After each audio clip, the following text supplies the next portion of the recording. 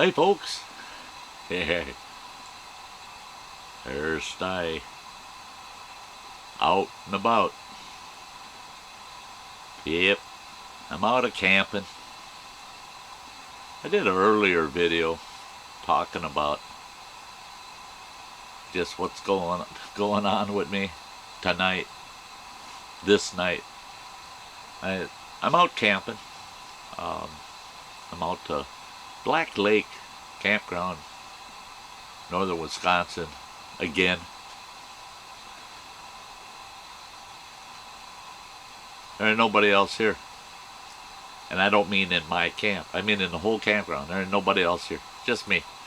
I gotta roll my sleeves up. It's chilly. It's chilly out. But Sty's rolling up his sleeves. It's cold enough. I'm wearing this fleece, long sleeve kind of shirt. It's that cold out. In this greenhouse, it ain't cold. I got a Coleman lantern going, and you can probably hear the white noise over here. Hopefully it's not interfering too much with the video. That Coleman lantern's got the inside of this big screenhouse. This greenhouse is about, I don't know the exact measurements, but I think it's about, it's a good 12 feet across. The peak up there is about 8 feet. I'm 6 foot tall, and I can walk anywhere in this greenhouse. My head doesn't even come close to the ceilings, even out by the walls. It's big. And it's warm in here. Front door is all screened, and it's open, so there's lots of fresh air coming through here. And it's hot in here, just because of that Coleman lantern. Well, plus I ran the Coleman stove for a little while. I got myself a fresh cup of coffee. We're sitting here and chatting on this video. Let's get into this video. What's it about? Okay. In a sense, I can say, I don't know what this video is about. Because what I'm going to talk to you about is something that in Sty's life it's an unknown. I know it's there. I've heard it. I've seen sign. But I don't know what it is. Now there's a lot of people that say, oh, I know exactly what that is. And I chuckle at them. They weren't there with me when I heard it or saw the sign. In fact, there was a couple fellas that I took them and showed them the sign. And they said, ooh, what could that be, they'd say. And we'd look at each other and go, are any of you brave enough to say it? No. But I always said, could be, maybe, probably isn't, but certainly possible. What is Sty talking about? He's nuts, right? Well, I took a walk this evening. It's been raining constantly since I got here. I put my rain gear on, and I was getting cabin fever. I was in my adventure trailer for about an hour or so, and it's comfy and cozy, especially to sleep in. But to be stuck in for hours? No.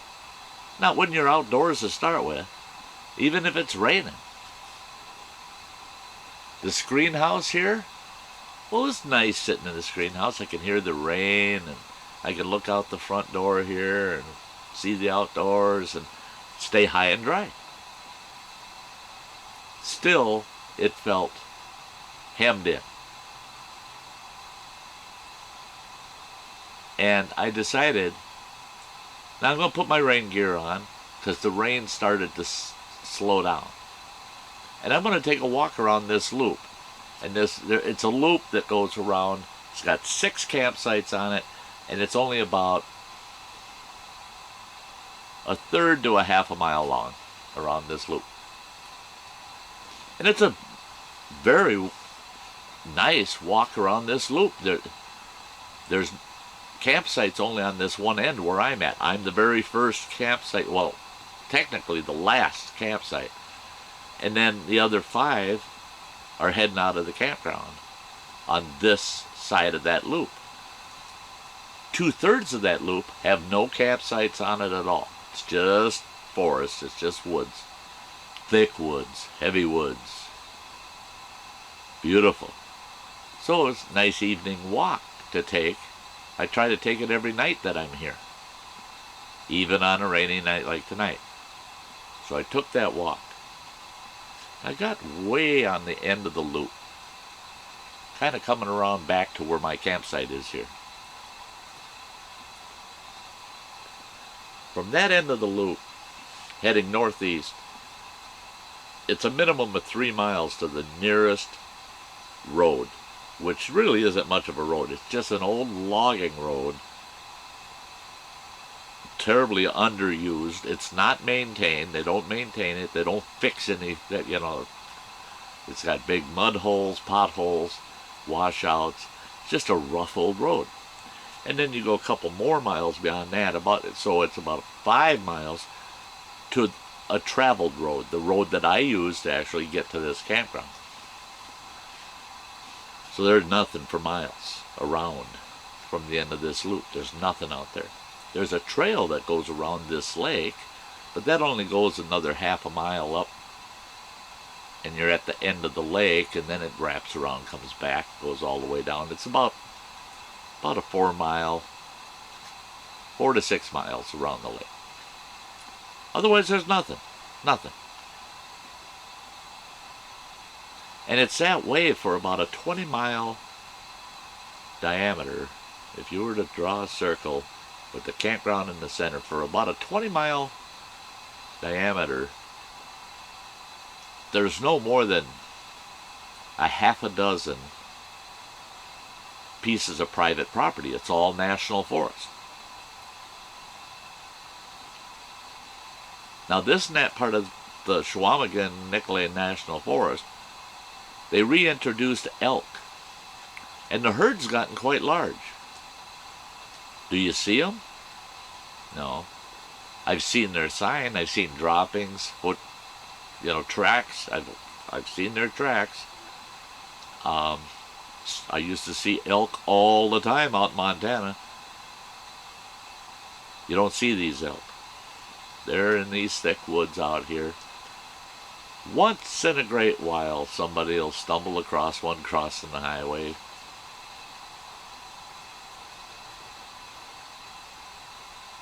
Oh, my lantern was making funny noises. It sounded like a bird flapping its wings.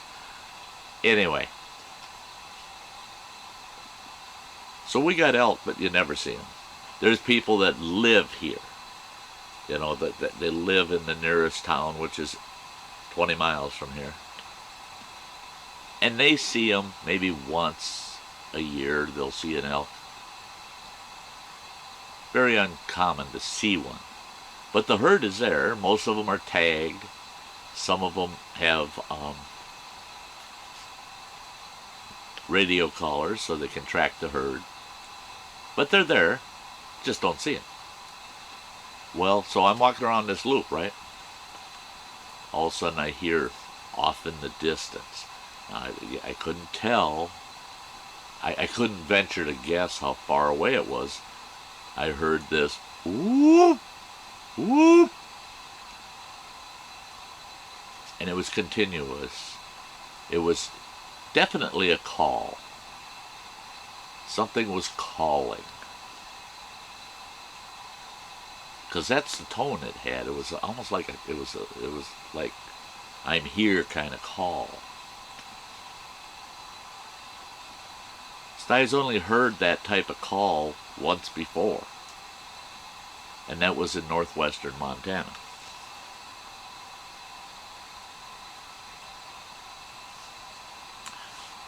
What was it? It wasn't an owl, because I've heard owls. I've watched owls. That used to be a hobby of mine. Is I'd go out, I'd find out where an owl has been hanging out, where his territory generally is, and I would go out there with my blind, and I'd sit in my blind, and I'd watch the owl, and it was kind of a hobby. For the longest time, I loved, and I still do, I love owls. I think they're awesome birds. So I've heard all kinds of owls, all the way from little barn owls all the way up to a great horned owl that was up at Camp WTF, and he wanted my little mascot as a snack. She learned in a hurry. She walked around with her head up, looking up in the air all the time, for that big old great horned owl to come down and swoop her up. So I've heard owls. Many, many, many owls. Wasn't an owl. I've heard many, many coyotes. This was too deep of a tone. Whatever produced it was large, okay? I would say it would have had to have been a creature of a couple 100 pounds or more. A large creature. It wasn't a bear. Bears don't make sounds like that. And I've heard enough bears to know that was not a bear. It was not a wolf, because it was not a howl. It was not a bark. It wasn't a common kind of a hoot kind of call that a wolf will make in communication. No, it wasn't a wolf. It wasn't any critter I have ever heard except back in Montana. Now, it wasn't an elk. Wasn't an elk. I know what an elk snort, whistle, and their wail and their bugle sounds like.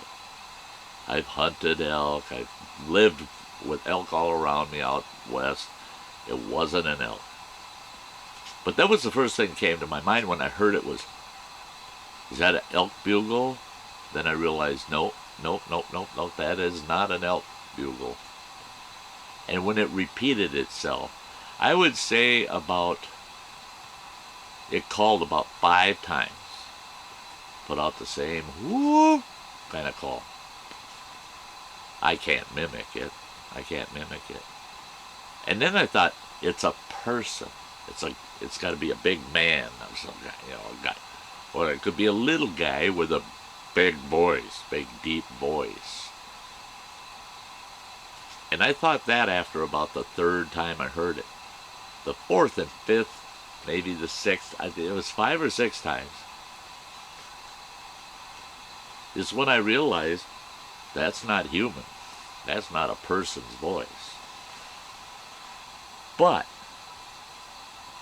I questioned myself, and I thought, well, no, wait a minute, though. It sounded, and for lack of any better word, it sounded primal.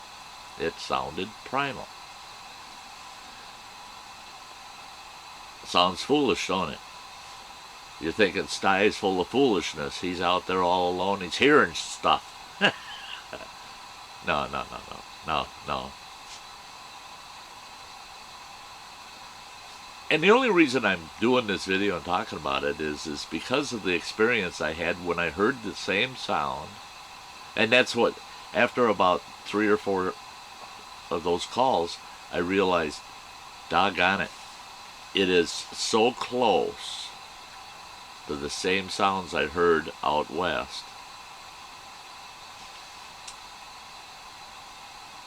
Could it be the same thing?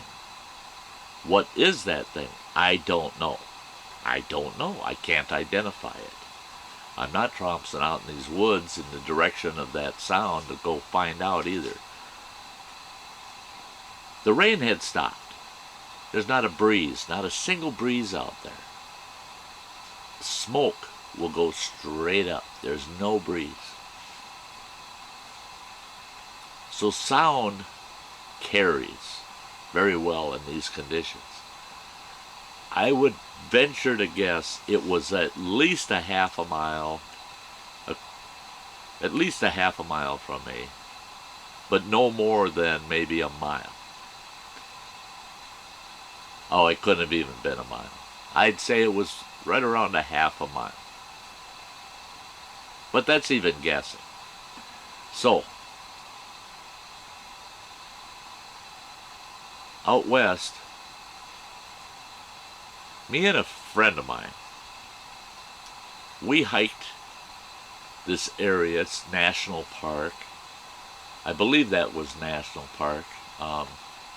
It may have been Montana State Park, but it's called Ross Creek Cedars. It's all these ancient cedars, huge cedar trees. Gosh, they were huge, huge, huge, huge.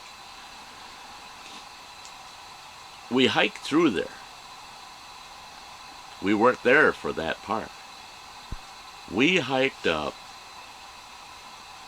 a trail. We went up the canyon that all these ancient cedars stand in. It's amazing that they survived, because that whole region had burned out completely back in around 1900, and there were a lot of stands of old growth virgin cedars. Lots of them. And they all burned out. They burned them up. The fire took them all. But it missed Ross Creek. The fire missed that one spot. So there's about 500-600 acres of these giant cedars up this canyon. Well, we were hiking up through that canyon, came out of the cedars, and we're heading up the mountainside. We were going to a spot that they called the Blue Creek Amphitheater. Well, the locals called it that. And they said nobody goes in there. Elk hunters, guides have tried going in there. Elk hunters have tried going in there to hunt. It's just too darn rugged. The trail virtually ends, and you're just bushwhacking the rest of the way. And you get up to the end of that canyon, your elevation's really kind of extreme, working up through them woods. And you get out of that canyon, you come up over this little saddle, and you look down in, and here's this big, what would you call it? It's like a big valley surrounded by steep mountain cliffs all the way around, except for where you come up out of Ross Creek Cedars and you hike about 6-7 miles, and you come out over that ridge and you look down in there. You can get down in there from there, and then there's one other exit, and it's where these two big mountain cliffs kind of have it's like a big crack in them, big V-shaped crack in the mountain. And that's another little canyon running down, and there's a lake up there, and that's the headwaters for Blue Creek, which runs all the way down through the mountains and comes out quite a ways south from there. Everybody said, stay out of there, you guys, don't go in there. And we kept asking them why, and they said, well, the locals forever have said Blue Creek's just not a good place. There's just strange things in Blue Creek. Don't go up there. Don't go up to the amphitheater. It's strange up there. Well, the hunters that had gone up there found out that you can't get an elk out of there. This is going to be a long video, guys. You can't get an elk out of there. It's just too dang rugged. You can't get pack horses in there, for one thing. You just can't. I mean, I had pack horses. I had donkeys. I couldn't get an animal in there. But once you got in there and you look down in there, beautiful stands of alpine fir along the ridges all the way around, and as it worked down, you got all these different. It's a mixed pine forest, and in the base where the lake is, it's beautiful aspens everywhere. Well, now I'd say it's about 6 miles across that big valley in there, from mountainside to mountainside. It's about 6 miles diameter. And me and my buddy, we were just excited, so we started hiking down in there. We saw elk. There's elk in there. Monsters, man. They are huge. We saw cow elk that looked like bulls, and we're just like, where's their horn? There's no horns on them. We saw a 7x7 bull, huge rack on him. Would he have made the trophy list, or been a prime trophy? I believe so. And it's like they didn't care we were there. Nobody went in there and hunted them. We're loving it back there, until we got down into that valley floor ways. There was a big high country meadow full of bear grass, and it had all these spruce trees they were all about 20 feet tall. They looked like shabby Christmas trees, all over, scattered around this meadow. That's when we noticed a line of them that was, I would say, 250, 300 yards long. Now these trees are scattered all over, right?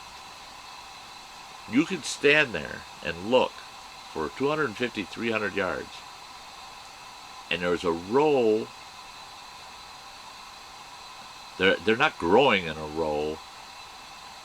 They're growing randomly, but there's a row that you can see plain as day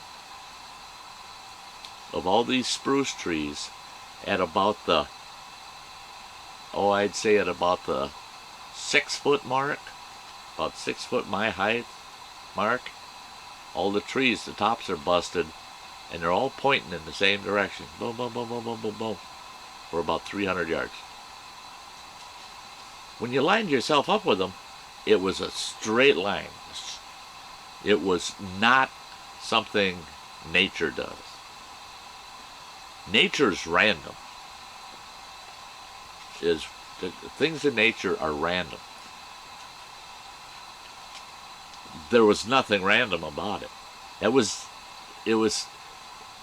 It made the hair on the back of your neck stand up, because that was so evident that it was intentional. But why would it be? And how could it be? Because they weren't sawn. They were broken off. They were busted, and all pointing in the same direction. And then we looked at it and we realized, wait a minute, those are pointing in the direction of the prevailing weather. The heavy weather in that valley came from the direction they were pointing. If it was taken down by weather, it would be pointing the opposite direction, or anywhere within 45 degrees either side of it, but not pointing towards the oncoming weather. It would have been pointing away from it. Couldn't explain it. We went a little further and we found something that just kind of made our hair stand up on the back of our necks again.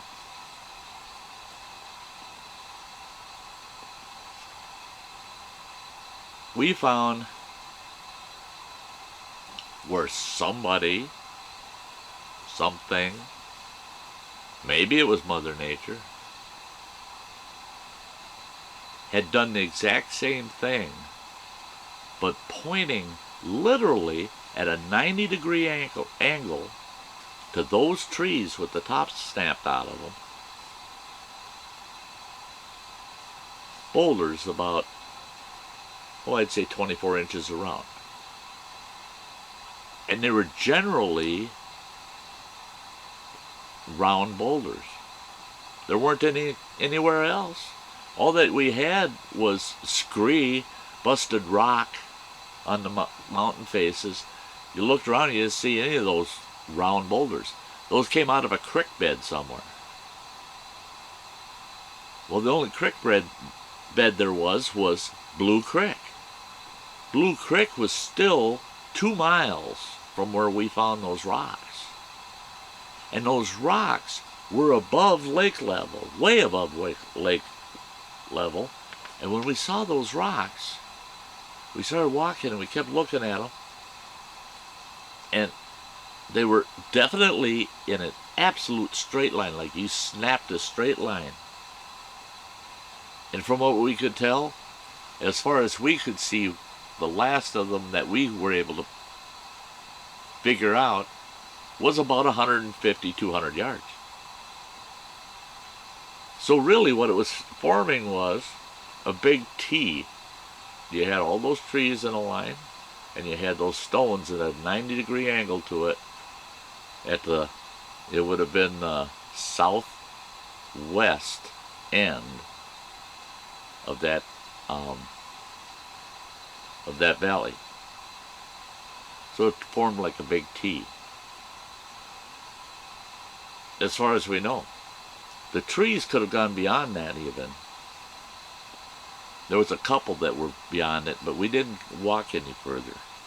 Because when we got to the intersection, we figured out those stones, and we're looking at those stones, all of a sudden, within, it made our skin crawl. I would say within 1/8 of a mile, 1/4 of a mile at the furthest from us, we heard that whoop, just what I heard out here. Once. We heard that once. And it bugged both of us because we did not know what it was. We could not, neither one of us had a guess what that sound was. And it was when we got to that junction of the stones and the trees, right? Well, my buddy, Mike, he said, well, let's follow those stones away. A ways. We'll head northwest from here and see where those stones are going. The minute we started to walk in that direction, we got that whoop again. We stopped and we're listening, hoping there's another one following it. Nothing. And we stood there for a little while. Then we started walking again. And then it did it again, and it sounded as if whatever it was closer to us. And now we got like 3 in a row with only a few seconds between them. I looked at my buddy, and he looked at me, and he goes, I'm thinking what you're thinking. Let's get the heck out of here. Let's go. I don't know what that is. Well,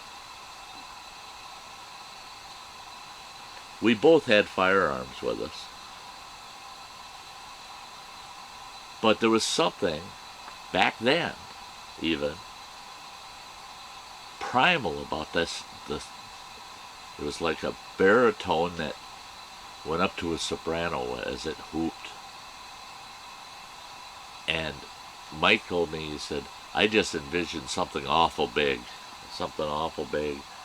He says, if it's a bear, I don't want to be there. If it's anything else, because he says it did not sound like a prey animal. It sounded almost predatory. I said, I thought it sounded primal, just like this sound I heard tonight. And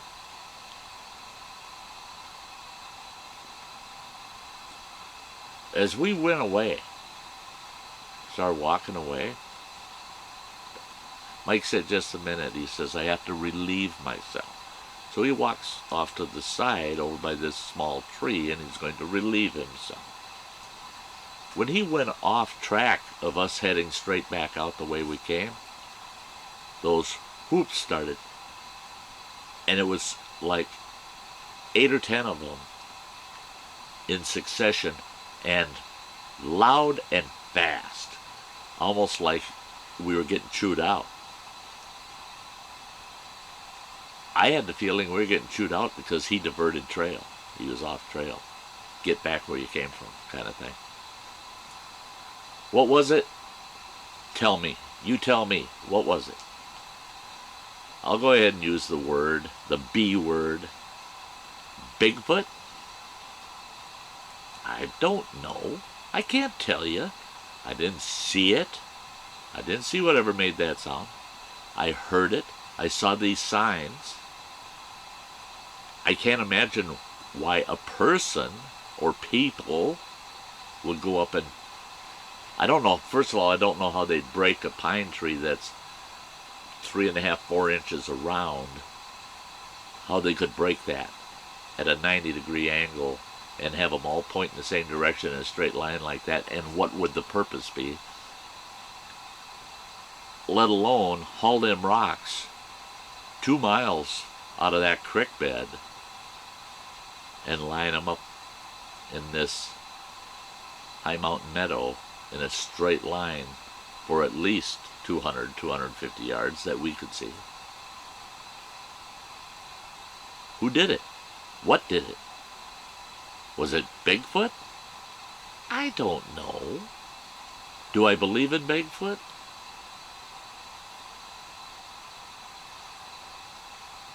Not totally. Not totally. I've never seen one. He hasn't introduced himself to me. Or herself. I don't know. I do not know. Someone I spoke to said that they heard the same kind of whoop. Now this was years ago. Said they heard the same kind of whoop like that. And it was deep, the way I described it, and then came to a higher pitch towards the end of each whoop. But they said they could tell they weren't, whatever it was, wasn't whooping towards them. It was whooping towards a different direction. And then they heard what they could only describe as whatever it was, an adolescent of that. A younger version of it, because of the tone. It sounded like adult and child kind of tone, you know. And I just nodded my head. So anybody that wants to talk about Bigfoot with me,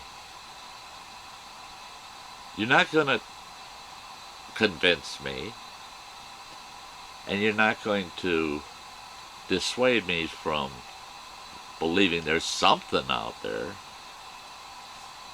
And I could go on for hours on why something could be there, why something very well may be there. I could go on for hours as to why there could be such a thing. But then I could also go on for hours why there could not be. Now there's all kinds of sources out there, resources that say, we've got proof, we've got proof, we've got proof, we've got proof, we've got proof. And then you got all the other side. We've got proof that it doesn't exist. We got proof this isn't true and that's not true. To me, it's almost a perfect balance between I proved it and no you didn't. So that fits with my frame of mind on it. It hasn't been proven. So do I disbelieve? No. Do I fully believe? No. I don't need to be convinced that there's something that's making that noise. I know there is. I heard it. What is it? I don't know. I don't know. I leave that up to you. You decide what the heck did I hear out here. It wasn't a person. Don't try to convince me it was. I've been in the outdoors long enough, and guess what? I've lived amongst people too long. It wasn't a person. It was not. That was not a human sound. That was the closest to human I could put a tag on would be to call it primal. It was a primal sound, and that's really what that's the way I feel about it. And you think, well, Stuy's full of baloney. He's sitting there just calm in his greenhouse. That happened, just happened down the road, and it happened within a couple miles of where he's sitting, and he's just calm doing his video. What have I got to be nervous about? I was nervous out in Montana because my buddy and I both felt like we were invading something, like we did not belong and we should not have been there. Here, though, on the other hand, this campground's been here for a long time. People have been using this area. People hunt this area. They hunt, deer hunt galore around here. So if there is something here, I don't believe it's a threat to me. And that's just my position. I don't believe it's a threat to me unless I threaten it. That's why I said I'm not wandering around out in them darn woods after dark looking to see what the heck that was, to go find me a big footprint and cast it and take pictures and prove something. Stuy was not born yesterday. That's stupid. That's for adventurers and fools that have gotten together. So yeah, I'm comfortable. Still gives me a little bit of the EBGBs because it's the unknown. I can't help but believe it. That's why man harnessed the power of fire. Cast some light on it. We feel a lot safer in the light than we do in the dark. And when it comes to the big guy out, hairy guy out in the woods, Harry, we've all seen Harry. He did a movie. When it comes to him, yeah. Could be. Maybe. Sometimes I think probably. Does it change anything for me? Not a thing. Not a thing. Leave him alone. Let him be out there. If we happen across him and we get true, good, strong evidence, and for me, I'd want to see it. I just want to see it. I don't want to disturb it. I don't want to mess with it. I just want to see it. Then Stuy would be thrilled. I don't want to become a rich man because I was stupid and killed something to prove that it existed. I hate that. I hate that. We found the rarest blah, blah, blah, and we stuck a pin through it and stuck it on a board, and now we've got it, we own it, it's ours, we proved it. You just proved you can kill something that nobody else would have ever seen out in nature, but you could have snapped a picture of it. Pictures tell 1,000 words. So that's something I did out here at camp, and fired up some old thoughts of years ago. And I just thought I'd throw that out there for food for thought, you guys. Long video, long topic. Like I said, could go on for hours on this one. I'm not going there. Maybe in a stream we'll do it as a topic some night. But if you like the topic, you like the video, great. Hit the thumbs up. If you haven't subscribed, hit me in the ugly mug. Then you'll be able to ring that bell, and you'll know when I'm doing videos, when I'm doing streams, blah, blah, blah, right? And, whoops, wrong hand. Over here, over here, I'll put some videos up for you guys. And until the next video, you guys all have a very, very nice day. Bye-bye.